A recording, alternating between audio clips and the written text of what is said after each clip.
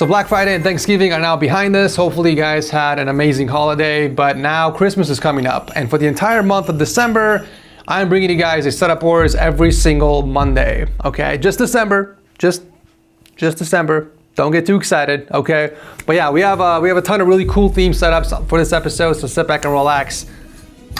Let the setup wars begin.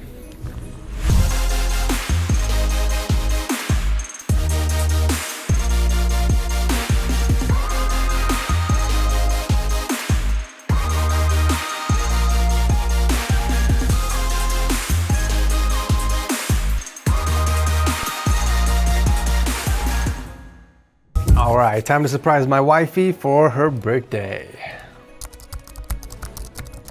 Let's see. Oh yeah, this is the one. Oh, what was my Amazon password? Maybe Big Daddy 123? Maybe it's Fruitcake Lord?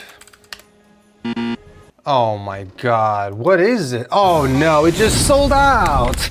With all these limited time deals, there's no time to be recalling passwords. That's why I use Keeper. It lets me create and securely store all my passwords in one place, which I can access anytime on all my devices. Keeper's built-in password generator creates strong, unique passwords stored safely in an encrypted vault. And whenever you want to log in, it automatically fills in your credentials without the need to type anything. Super handy. But that's not all it does. You can securely store vital information like credit card details for online shopping and even passport info. And if anything happens, you can easily change your passwords directly within Keeper. So with the holiday season around the corner, why not treat yourself to some peace of mind? Click the link below to enjoy 40% off personal and family plans when you use the code TechSource40 at checkout. And if you're not ready to commit, you can start a risk-free 30-day free trial instead.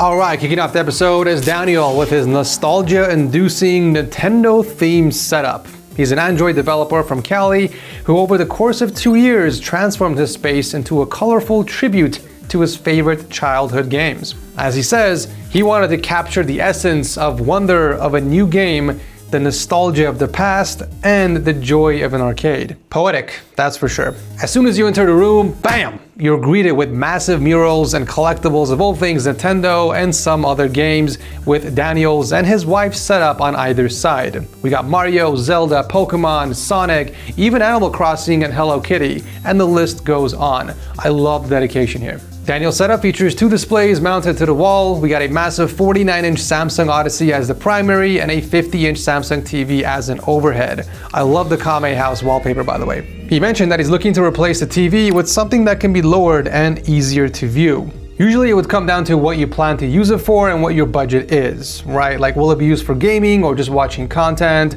Are you gonna watch it alone or with the wifey? What sort of refresh rate are you looking for, and so on? These are all the questions that you're gonna be asking yourself. If you're looking for a smaller monitor that visually fits and provides enough screen real estate, I personally recommend a 32-inch monitor like this one from LG, but of course, depending on your budget and preference, it's completely up to you. Anywho's, he's rocking a Razer set of peripherals with an additional Azeron Cyborg keypad. I always found these quite interesting, especially because you can map all the different keys and set macros, but I can't imagine using one myself. Would probably need a lot of getting used to. For audio, Daniel went with the KRK speakers, which he hung on the wall and tilted towards himself. Very good.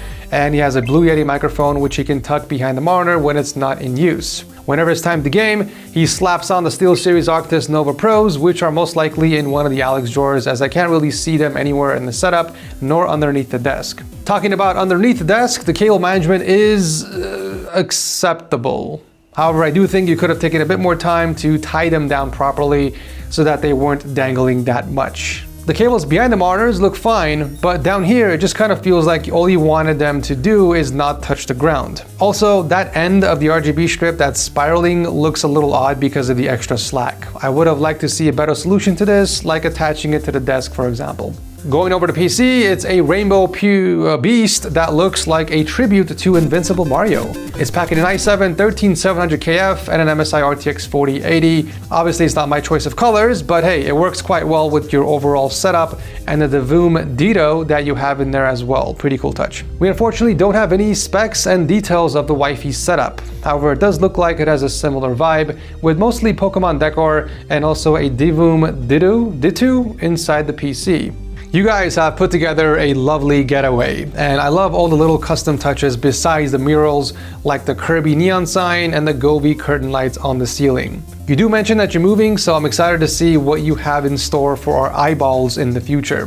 Also, whoa, yeah, you gotta go. Also, make sure to submit as a couple next time. I would love to feature this amazing gaming room in my next couples edition. But yeah, nonetheless, thank you so much for being on the show.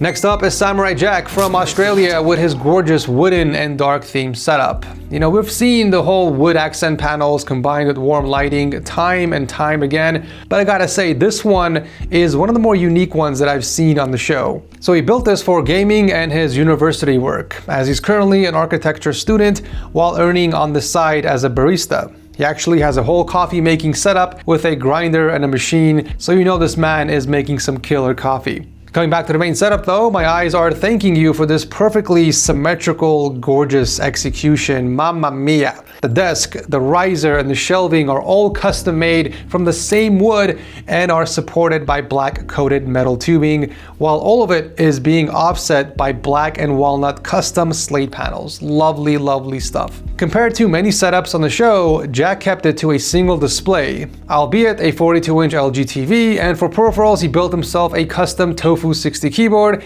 and paired it with a Final mouse. That just sounds so redundant. Who came up with this name? I also see that Carpios are slowly but surely becoming a more regular sighting in setup wars. I commend you for caring about your wrist health. The audio gear is quite stacked as well. We have a pair of Atom Audio T5Vs, DT990 Pro headphones, and the Shure MV7 as the microphone. Other miscellaneous gear includes a Bamboo Lab 3D printer for some custom mods, and the Valve VR headset that is resting on his minibar stash. Let's see what you have down here. Well, obviously the Jack Daniels, who would have thought, and Peroni beer. So Rob from our team is telling me to recommend you the Nastro Azzurro type of it. I honestly don't know if I butchered it. I don't even know what the hell this drink is, but I'm just a messenger. In terms of cable management, we can't really see anything from the front as the cables are hidden behind a wooden panel, but it's more or less under control, so I got no complaints here. Of course, we can't forget about the PC, and Jack here got himself a rig that's featuring the Ryzen 7 7800X 3D and an Asus Strix 4070 Ti. The execution of the setup, the color combinations, and the little touches will for sure inspire others who are into this style. Thank you, Jack, for participating. Speeding into number 3 is Lemuel with his racing theme setup. He's a software engineer from Nebraska who put it together mainly for work and gaming. I assume you can guess what his favorite games are by the posters all around the room. You say that you were part of Setup Wars 185 5 years ago and that I used your setup as a thumbnail of that video.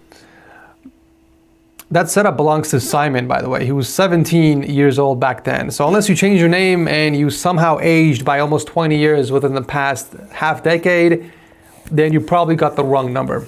The only other episode with the Lemuel that I can recall is actually from episode 109, which came out over 7 years ago. So even if that's you, I have no way of knowing that right now. And it's been too long since then, so I can't compare the two setups here.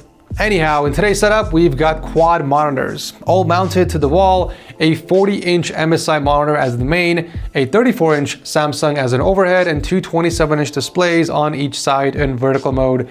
All that screen real estate must come in handy with all the coding he does. The peripherals of choice are the classic G710 Plus and the G-Fab 02 from Logitech. Hold on, wait a minute. Hold up. Okay. Wait a minute.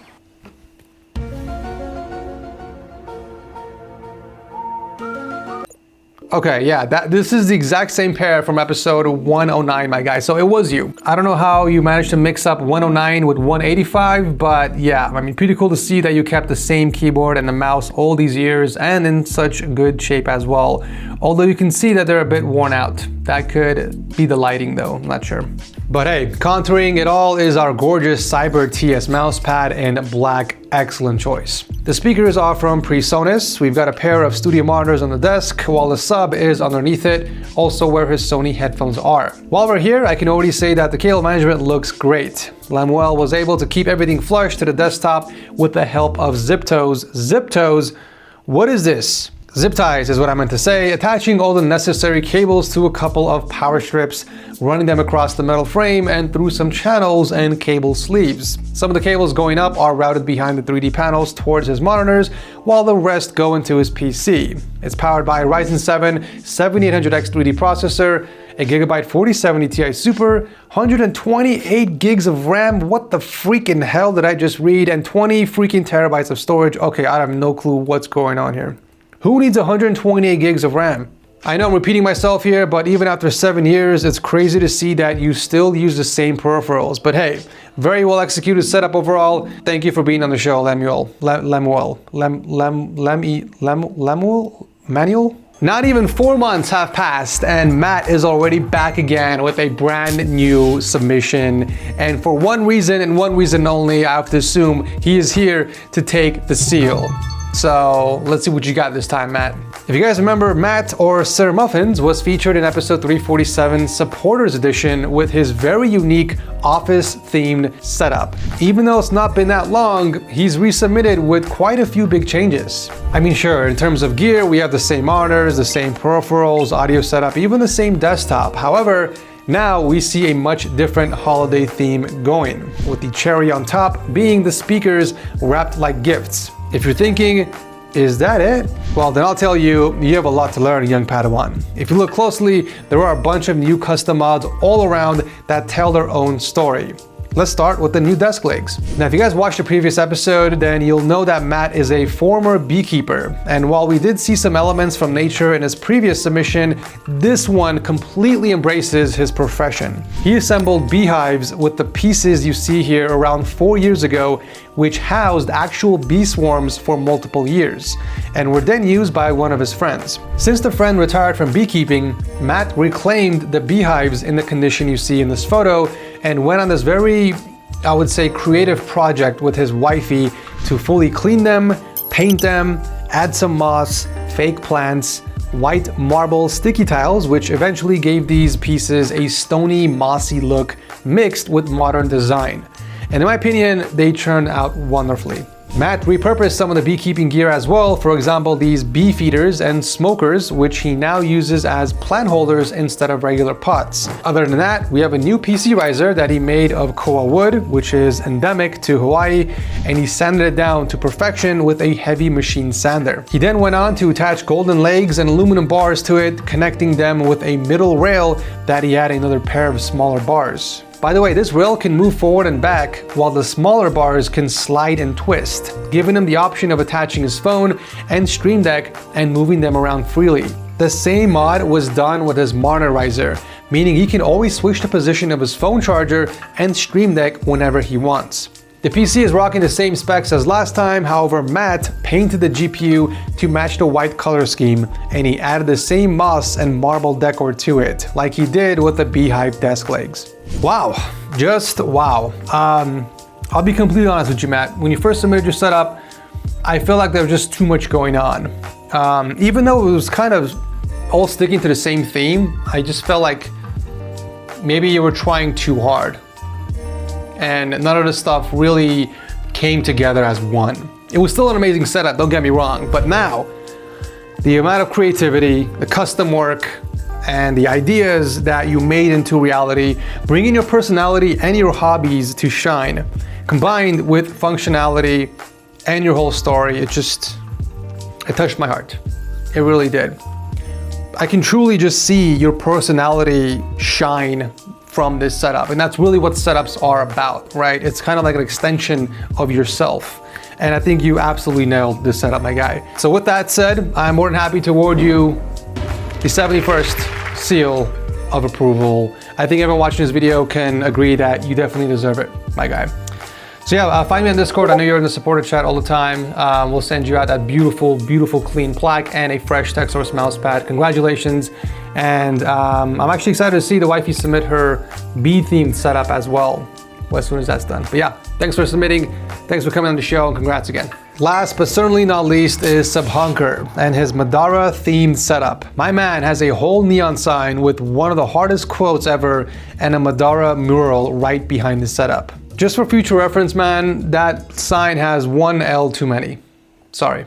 He's a 24-year-old data scientist from India who put it together within 1 year and went through 9 different setups before finalizing it in this current state. It's always cool to see the setup progression from the very beginning, so thank you so much for submitting those photos. I feel like it can actually have a huge impact on everyone that's watching and show how big of a difference it can make to work on your hobby and transform your space within like a year. This room screams Naruto fan. We have, of course, the neon sign, the Madara mural, desktop wallpapers, but right in front of the setup is his bed with a massive Itachi wallpaper with another Itachi poster to the right of it. Sweet Lord. Speaking of Itachi, and this is completely unrelated to Naruto by the way, but we released an Itachi mousepad on our TechSource shop. If you guys want to check it out, we have a bunch of different colors. But anyways, back to the show. We can't forget about all the small figurines as well, spread out around the setup. That Sakura one belongs in the trash by the way. If you know, you know. Useless characters aside though, we do have a pretty neat triple monitor setup.